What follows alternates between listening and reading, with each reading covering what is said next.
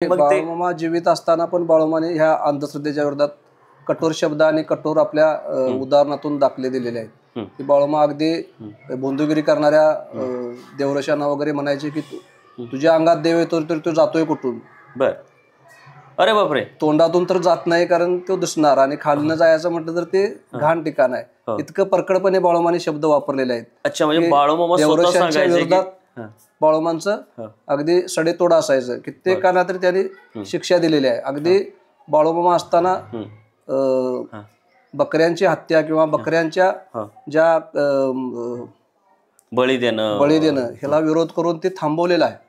मात्र असे भोंदू बाबा हे आमच्या देवस्थानच्या कुठल्याही संपर्कात नसतात कधीच, किंवा तेथील बकऱ्यांच्या कारभाऱ्यांच्या पण ते कधी संपर्कात नसतात. मात्र होतं काय की भक्तिभावाच्या नावाखाली तेथील बकरे गेल्यानंतर त्यांना तिथं नेणं, त्यांना तिथं फिरवणं, कारभाऱ्यांच्या अपरोक्ष त्यांना तिथं मान सन्मान करणं आणि कारभारी आणि बकरी निघून गेल्यानंतर आपला धंदा उघडणं.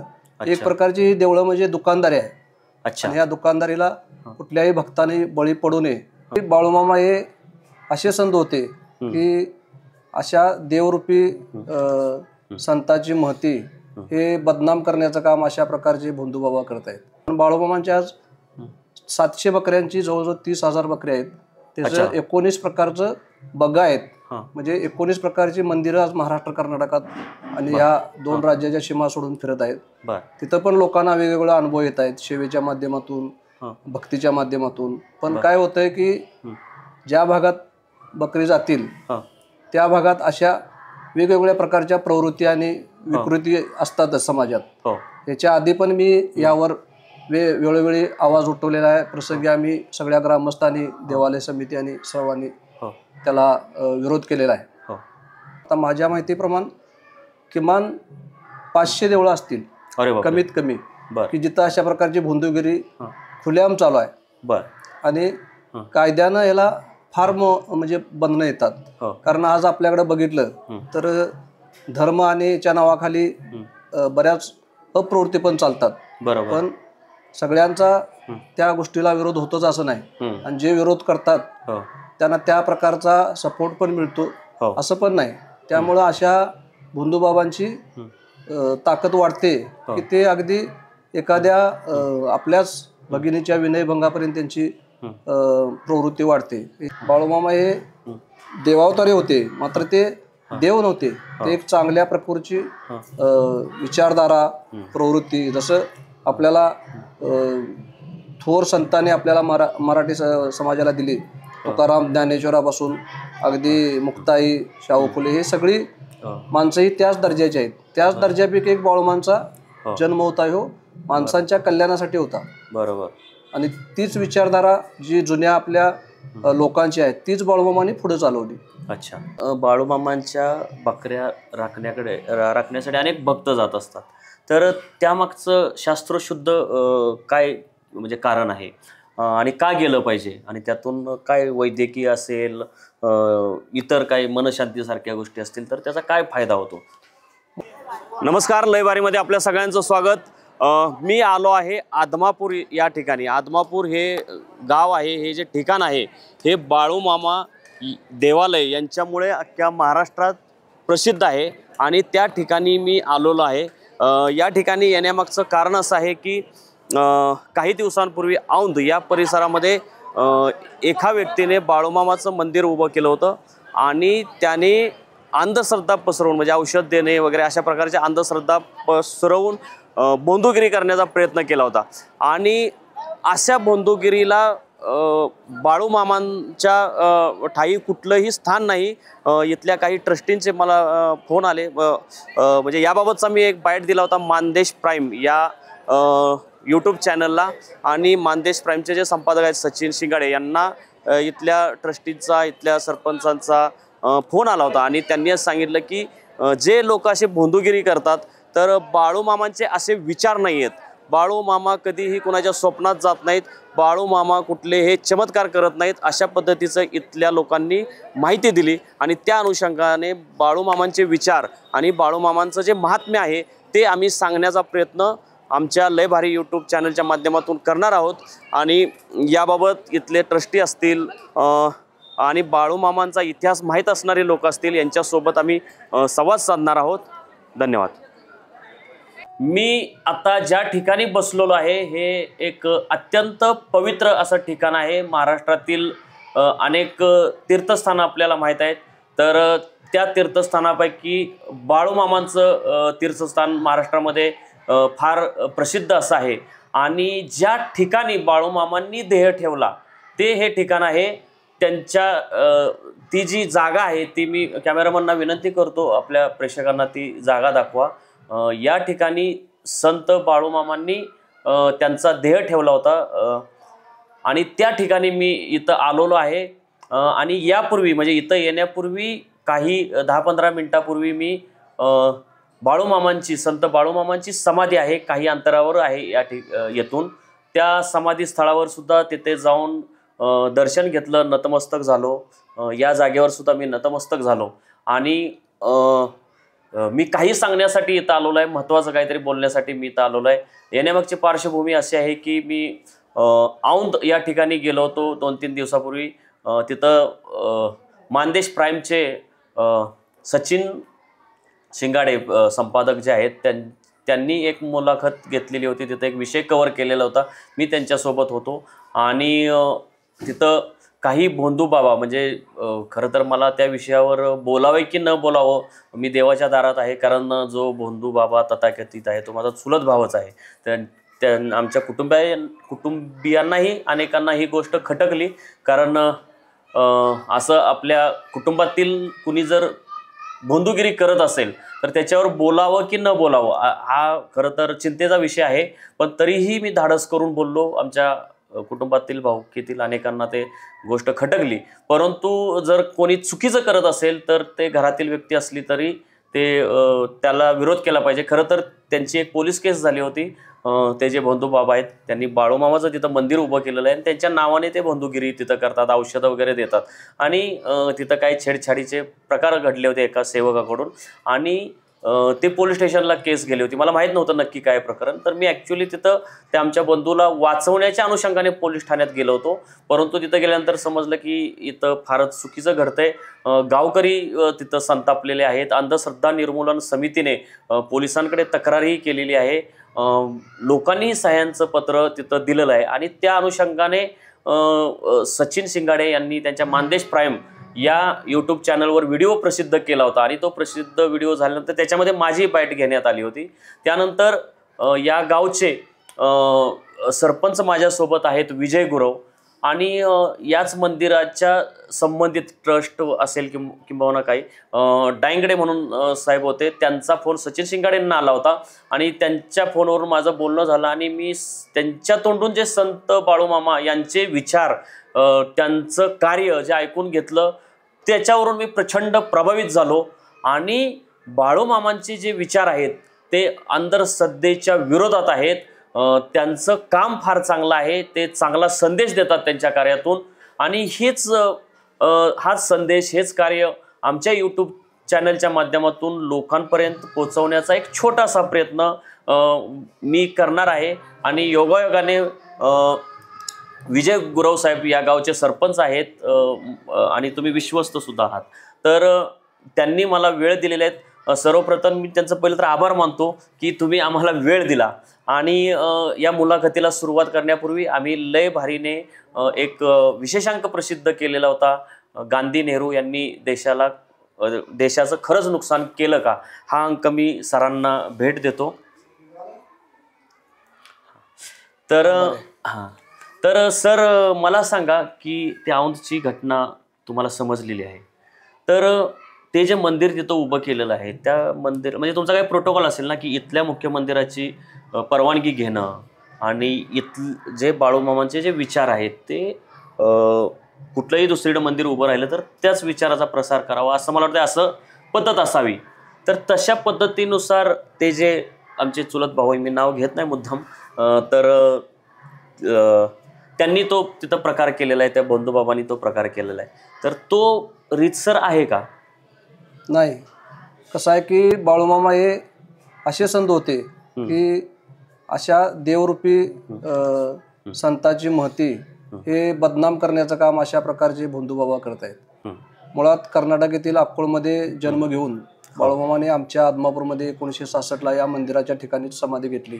आणि त्यांचं चांगल्या प्रकारचं भारताला स्वातंत्र्य मिळून 15-16 समाधी मंदिर बाळूमाच्या आता तुम्ही पाहिलं ते बांधलेलं आहे. आणि त्याची ह्या 55 वर्षात इतकी मोठी प्रसिद्धी आणि लोकांना महती येत आहे की हे मंदिर आता राज्य नव्हे तर देशाच्या सीमा ओलांडून पुढे जात आहे. आणि देशातील प्रमुख मंदिराच्या यादीमध्ये या मंदिराची लवकरच गणना होण्याची शक्यता आहे. मात्र बाळूमामा हे धनगर समाजात जन्माला येऊन त्यांनी सगळं संपूर्ण कार्य आपल्या प्राणप्रिय बकऱ्यांच्या सोबत रानोमाळ भटकत प्रसंगी उपाशी राहत लोकांना वेगवेगळे अनुभव लोकांना वेगवेगळे दाखले देत आपलं आयुष्य 1966ला इथं समाधीस्थ होऊन संपवलं. मात्र त्यानंतर बाळूमामाची बकरी आज तुम्ही बघितलं तर शिर्डी पंढरपूर शेगाव किंवा अगदी तिरुपतीपर्यंत गेला तर बाळूमामांच्या सारखी कुणाचीही प्राणी अशा प्रकारचं नाही आहेत. फक्त ते मंदिर हीच एक त्यांची आसेट आहे. पण बाळूमामांच्या आज 700 बकऱ्यांची जवळजवळ 30,000 बकऱ्या आहेत. त्याचं 19 प्रकारचं बग्गा आहेत. म्हणजे 19 प्रकारची मंदिरं आज महाराष्ट्र कर्नाटकात आणि या 2 राज्याच्या सीमा सोडून फिरत आहेत.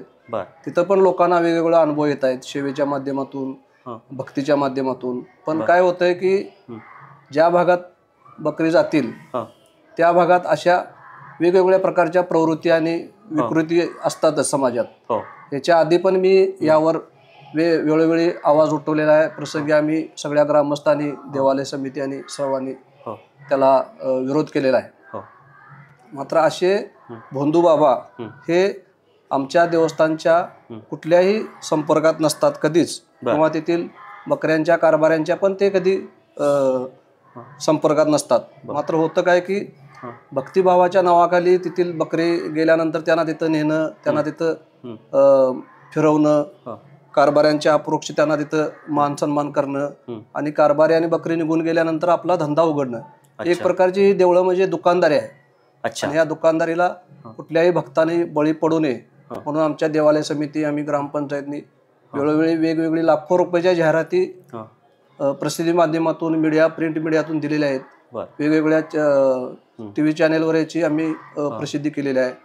पण ते त्यापुरतंच राहतं. आदमापुरात सुद्धा वेगवेगळे त्या प्रकारची राहतं. अशी किती बोगस मंदिर आहेत?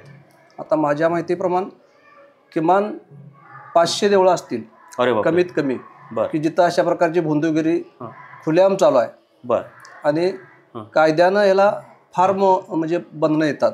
कारण आज आपल्याकडे बघितलं तर धर्म आणि याच्या नावाखाली बऱ्याच अप्रवृत्ती पण चालतात. पण सगळ्यांचा त्या गोष्टीला विरोध होतोच असं नाही. आणि जे विरोध करतात त्यांना त्या प्रकारचा सपोर्ट पण मिळतो असं पण नाही. त्यामुळं अशा भोंदूबाबांची ताकद वाढते की ते अगदी एखाद्या आपल्याच भगिनीच्या विनयभंगापर्यंत त्यांची प्रवृत्ती वाढते. याच्यापूर्वी पण असे प्रकार झालेले आहेत. त्याला आम्ही विरोध करून अगदी त्यांना आम्ही जेलमध्ये घालण्यापर्यंत आमच्या गावानं आणि देवालय समितीनं हा लढा यशस्वी केला. मनोहर भोसले असं काहीतरी नाव आहे ना त्यांचं? ह्याच्या आधी करमाळ्याचे मनोहर भोसले म्हणून त्यांनी स्वतःच देवालय स्थापन करून स्वतःची विद्या अवगत करून लाखो उच्च विद्या विकसित लोकांना पण आपल्या नादी लावलं होतं. त्यांच्याकडून पैसे आपल्याला हवे तसे देऊन दर्शन सोहळा करून मी बाळूमाचा वंशज आहे म्हणून वंशज असं सांगायचे असं सांगून त्यांनी ते आपलं एक प्रस्थ मोठं केलं होतं. पण ते असं आहे की प्रत्येक गोष्टीवर बाळूमांची नजर असते आणि एखाद्याचा घडा भरला की तो फुटतोच. बरोबर. त्याप्रमाणे त्यांचंही झालं. आणि हे असे सुद्धा छोटे मोठे असे आहेत त्यांची पण एक वेळ ठरलेली असते. आम्ही बघतोय गेली 15-20 वर्षे की अशा प्रकारच्या अप्रवृत्तीला बाळूमामा स्वतः आपले काठीने त्यांना शिक्षा देतच असतात. अच्छा. म्हणजे असे अनुभव आलेले आहेत. साधारण काही उदाहरणं सांगा ना की काही म्हणजे बुवांनी कशा प्रकारची बंदुगिरी केली. जसं आता आम्हाला एकच उदाहरण आहे आमच्या समोर की बाबा ते दुधातनं काहीतरी हे देतात काही औषध देतात शर्यतीच्या दुधातनं. ते रविवारी सकाळी पहाटे 5ला प्रशासन शासन ज्यावेळी जागे नसतं काही कारवाई होण्याची शक्यता नाही अशी वेळ साधून ते रविवारी पहाटे दुधातून औषध देतात. सगळ्या व्याधींवर एकच औषध. आणि मग बाळूमामा जीवित असताना पण बाळूमाने ह्या अंधश्रद्धेच्या विरोधात कठोर शब्द आणि कठोर आपल्या उदाहरणातून दाखले दिलेले आहेत की बाळूमा अगदी बोंदुगिरी करणाऱ्या देवरशांना वगैरे म्हणायचे की तुझ्या अंगात देव येतो तर तो जातोय कुठून. बर. अरे बापरे. तोंडातून तर जात नाही कारण तो दिसणार आणि खालनं जायचं म्हटलं तर ते घाण ठिकाण आहे. इतकं परकडपणे बाळूमाने शब्द वापरलेले आहेत. अच्छा, म्हणजे बाळूमामा देवरशांच्या विरोधात बाळूमांचं अगदी सडेतोड असायचं. कित्येकांना तरी त्यांनी शिक्षा दिलेली आहे. अगदी बाळूमामा असताना बकऱ्यांची हत्या किंवा बकऱ्यांच्या ज्या बळी देणं ह्याला विरोध करून ते थांबवलेलं आहे. आणि त्या तशा प्रकारच्या घटना बाळूमांच्या आपल्या चरित्रात विजय ग्रंथात वगैरे आपल्याला पाहायला वाचायला मिळतात. सर, ही तुम्ही फार मोठी गोष्ट सांगितली की बाळूमामा म्हणजे त्यावेळच्या लोकांना म्हणायचे की तुमच्या देवात अंगात देव कसा काय येतो. पण हे जे म्हणजे मी जे उदाहरण पाहिलं तिथले लोक सांगतात की यांनी सांगितलं मीच बाळूमामा आहे किंवा यमाई देवींना मला सांगितलं की इथं माझ्या पायथ्याशी मंदिर बांधा औंधमध्ये. ते यमाई देवीचाही मोठा वारसा आहे. अगदी काय 500-700 वर्षांचं ते मंदिर असेल. मला अनेक लोकांनी तर गंमत सांगितली बोले लोक त्या मंदिराला जात नाहीत पण इकडे त्या बाळूमामा म्हणजे ह्याही बाळूमामा ते जे भक्त आहेत ते भक्त ह्या बाळूमामाला तरी येतात की नाही मला माहित नाही पण ते आमच्या त्या बंधुबाबाच्या तिथं जातात.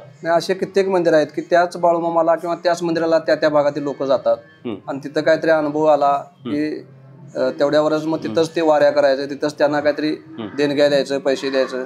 ह्या गोष्टीच्या विरोधात आता देवालय समिती आणि ग्रामपंचायत कठोर पावलं उचलण्याच्या मानसिकतेत आलेली आहे की अशा प्रकारची देवळं बांधूच नाहीत आणि बांधली तर त्यांच्यावर काहीतरी नियमावली आचारसंहिता असावी की तिथं कुणाची भक्तांची कुठल्या प्रकारची लूट किंवा त्यांना काय त्रास होऊ नये. म्हणजे आता फॉर एक्झाम्पल हे जे बाळूमामाचं मंदिर औंध येत आहे तिथं हा प्रकार घडला. तिथल्या लोकांनी त्यांच्या कृतीनुसार कार्यवाही केली. आता आम्ही काय एकदा बोलू दोनदा बोलू नंतर आम्ही काय किती बोलणार पण यात मूळ स्थळ बाळूमामाचं हे आहे तर तुम्ही तुमची जबाबदारी म्हणून अशा गोष्टीत काय इंटरफेअर करता. नाही, नक्कीच आमच्याकडे जर भक्तांच्याकडून तक्रारी आल्या किंवा तेथील पोलीस स्टेशनवरून किंवा कुठल्याही याच्यातून आमच्याकडे जबाबदारीनं काय आलं तर आम्ही इथं त्या पद्धतीचा ठराव करून त्यांच्यावर कडक कारवाईचा आम्ही त्यांना इथून ठराव पण देतो आणि त्याच्यासाठी आम्ही पुढाकार घेऊन त्यांना अगदी ते बंद करण्यापासून त्यांना शिक्षा होईतोपर्यंत आम्ही त्याची पाठलाग करत असतो.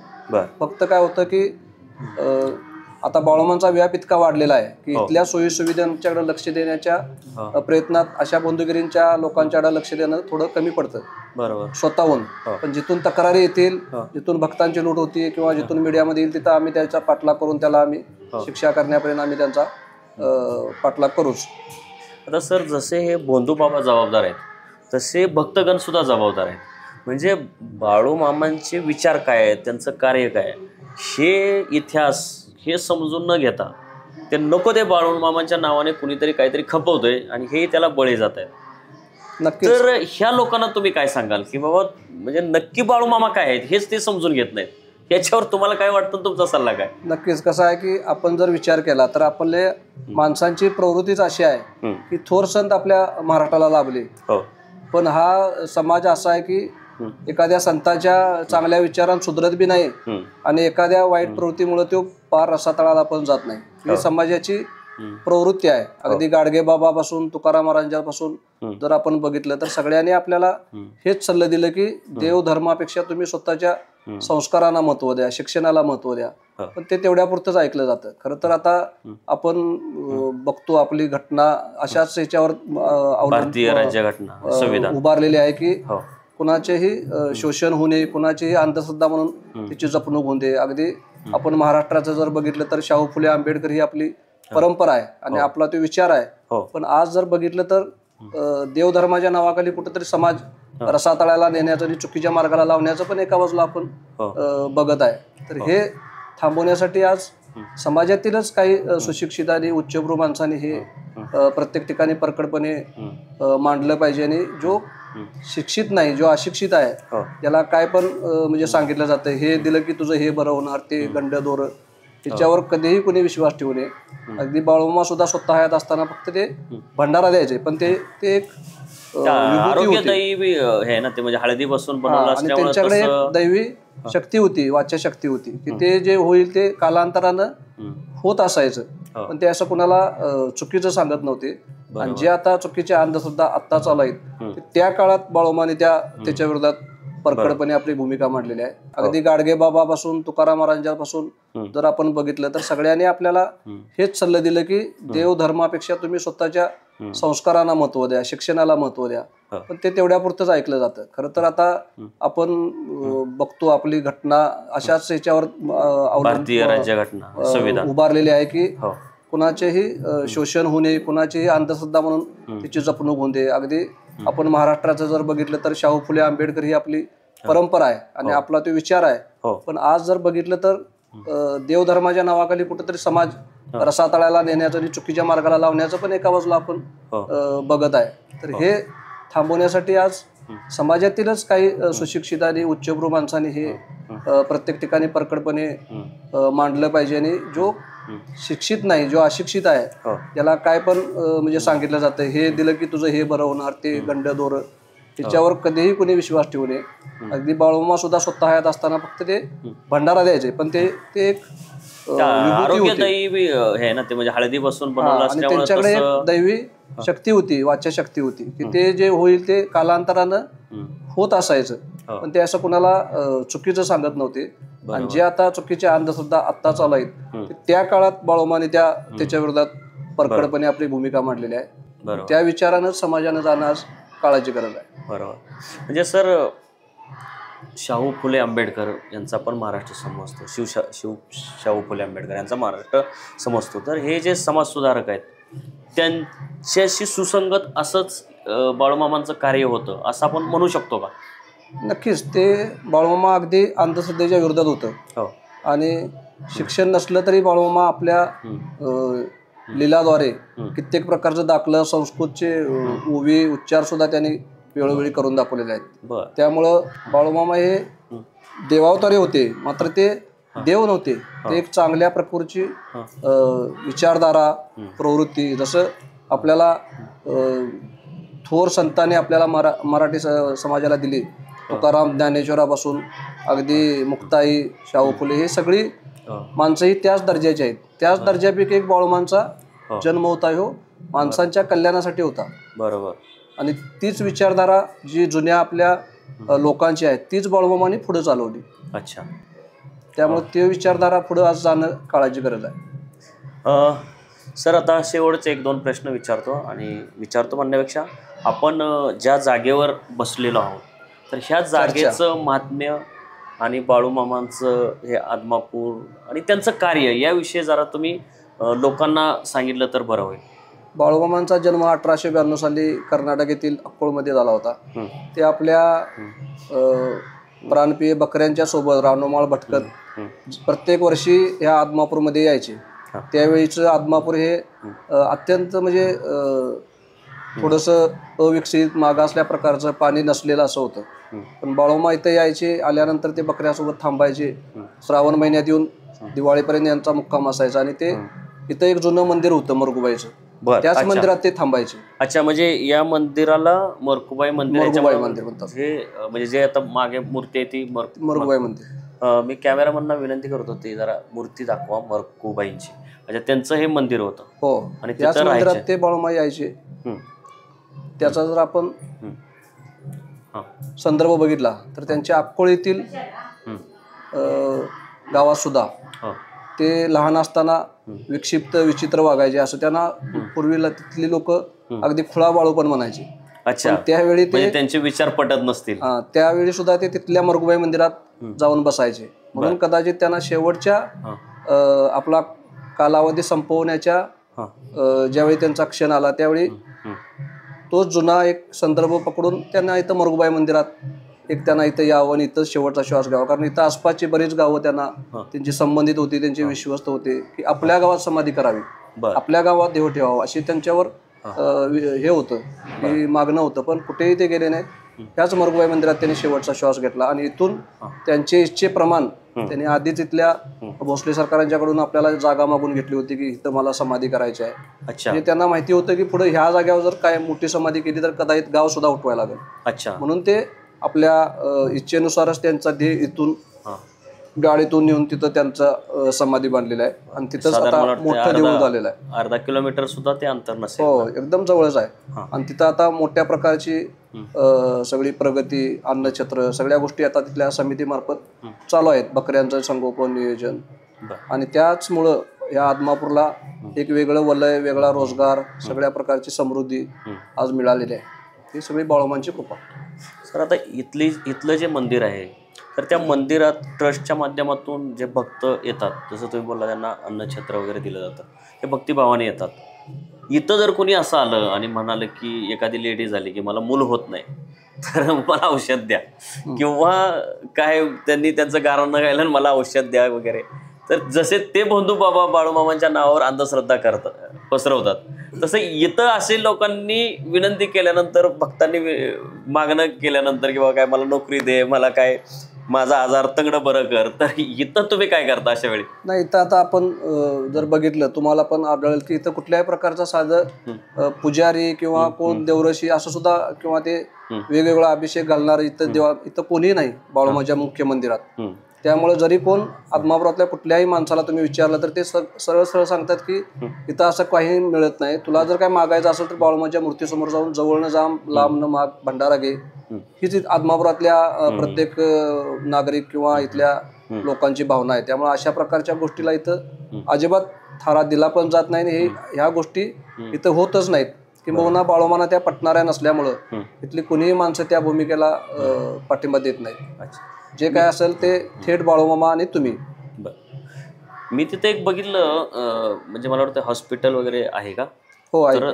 तर म्हणजे अशा हॉस्पिटल आणि अन्य अशा गोष्टी ज्या वैज्ञानिक आहेत, वैद्यकीय आहेत, त्या अशा ट्रस्टच्या माध्यमातून काय काय अशा गोष्टी राबवल्या जातात? अरे, मोफत अन्नछत्र आहे, परत राहण्यासाठी भक्त निवास आहे. आता बघितलं तर हॉस्पिटलची पण तिथं आता उभारणी झालेली आहे. भविष्यात अशा प्रकारच्या ज्या ज्या भक्तांच्या सोयीसुविधा अपेक्षित आहेत, जसं शिर्डी, शेगाव, पंढरपूर, अगदी तिरुपती बालाजी ठिकाणी ज्या भक्तांच्या सोयीसुविधेनं जे शक्य आहे ते सगळं तेथील ट्रस्टमार्फत भविष्यात करण्याचा तेथील विश्वस्तांचा मानस आहे.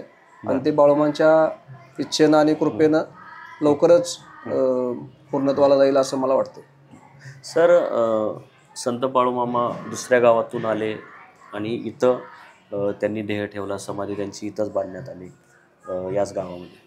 तर तुमच्या गावाला त्याचा काय फायदा झाला? म्हणजे पूर्वीचं गाव, म्हणजे आता तुम्ही कदाचित त्यावेळी हयात नसाल, हयात म्हणण्याविषयी जन्म झाला नसेल तुमचा, तर ते जुनी लोक काही सांगत असतील की त्यावेळेचं आदमापूर आणि आताचा आदमापूर काय फरक पडला? नक्की जमीन आसमानचा फरक आहे. पूर्वी आमच्या गावात पाणीच नसायचं, प्यायला पण पाणी नव्हतं. त्यामुळे इथली शेती पण नापीक आणि पडसर होती. बाळूमा आल्यानंतर थोडं थोडं आमच्या गावात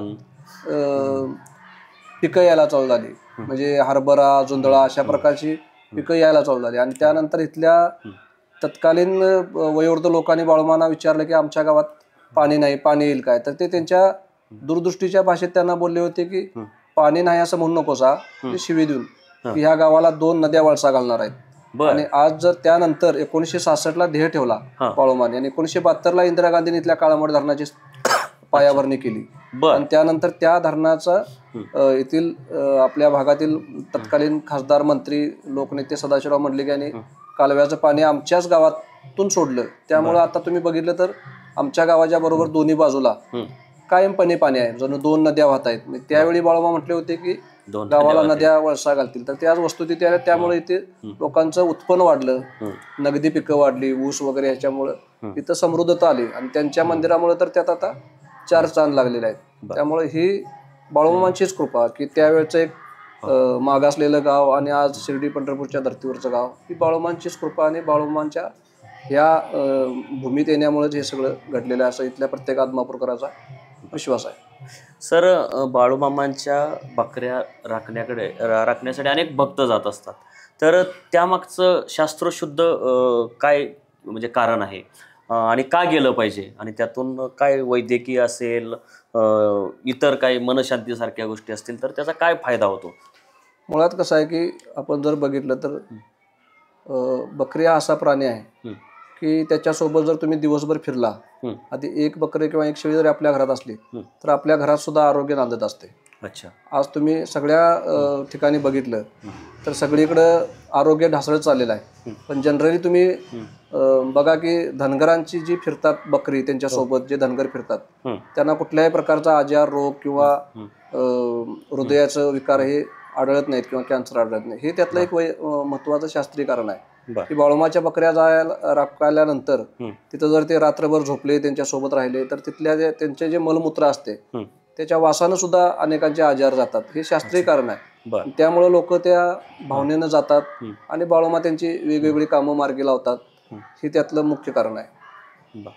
सर, मग आता हे जे भक्त आहेत, ज्यांच्या लक्षात येतं की बाबा बाळूमामांचं खरं कार्य हे आहे, परंतु ह्या XYZ मंदिरामध्ये चुकीचं कार्य चालू आहे, त्यांच्या लक्षात येतं, परंतु मग त्यांनी अशा वेळी काय केलं पाहिजे? म्हणजे तुमचे त्यांना काय सल्ला असेल? आणि आपली सद्विवेकबुद्धी जागी ठेवून प्रत्येकानं विचार केला तर समोरचा माणूस काय खरं सांगतो, खोटं सांगतो, किंवा एक दोन वेळा जरी आपण फसलो तरी प्रत्येक वेळी आपल्याला ते तसं न करता लोकांनी सावध होऊन मूळ बाळूमामांची मंदिर जिथं आहे तिथं आदमापूरला यावं किंवा बाळूमाच्या बकऱ्यात जावं किंवा ज्याच्या त्याच्या धर्माप्रमाणे ज्या त्या आपल्या मंदिरात जाऊन ध्यान करावं. अशा प्रकारच्या भोंदूगिरी किंवा बाळूमाच्या नावावर काहीतरी वेगळ्या प्रकारचं देऊन औषधं आणि चुकीच्या पद्धतीने वागणाऱ्यांच्या कधीही नादाला लागू नये. आणि त्यातून कोणाचंही चांगलं झालेलं नाही आणि कधी होणार पण नाही. ही त्यातली मुख्य गोष्ट आहे. मग त्याला आपण शेवटी आपणच, मग समाजच त्याला जबाबदार ठरतो की अशा लोकांच्या नादी लागून आपलं नुकसान होतं. धन्यवाद सर, तुम्ही अमूल्य वेळ दिला. तुमच्याशी माझं फोनवरून बोलणं झालं होतं आणि तुम्ही बाळूमामांची जी महती सांगितली होती त्यावेळी फोनवर आपलं जो बी बोलणं झालं होतं, प्रत्यक्ष मला येता आलं तुमच्या तोंडून. हे बाळूमामांचं महात्म्य ऐकता आलं, मलाही समजून घेता आलं, त्यांच्या समाधीचं दर्शन घेता आलं.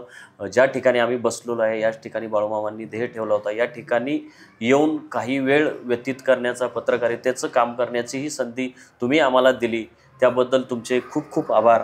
आणि भविष्यात जर संधी मिळाली तर जसं आम्ही गांधी नेहरूंवरचा अंक काढलेला आहे तसं बाळूमामांचं जे कार्य आहे, एखाद्या समाजसुधारकासारखं, संतासारखं कार्य आहे. अगदी शाहू फुले आंबेडकर यांच्याशी आपण त्यांच्याशी सुसंगत असं जे बाळूमामांचं कार्य आहे, हे कार्य लोकांपर्यंत पुढं नेण्याच्या अनुषंगाने एखादा अंक लयबारीच्या माध्यमातून काढण्याची जर मला संधी मिळाली तर तेही मी माझं भाग्य समजेन. पुढच्या काही वर्षात आपण तोही प्रयत्न करूया. धन्यवाद सर. नक्कीच. तुम्ही इथं आलात आणि बाळूमांच्या या सगळ्या भूमीत येऊन त्यांच्या महतीसाठी तुमचा अमूल्य वेळ दिला, त्याबद्दल मीही तुमचं त्याच पद्धतीनं आभार व्यक्त करतो. धन्यवाद सर.